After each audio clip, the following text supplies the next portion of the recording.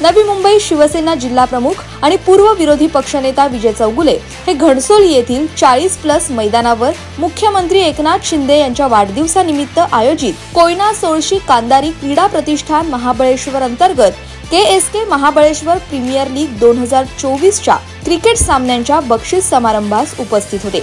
यावेळी विजय चौगुले यांच्या हस्ते विजेत्या संघाला तसंच उत्कृष्ट कामगिरी करणाऱ्या खेळाडूंना आकर्षक बक्षिसे देऊन सन्मानित करण्यात आलं।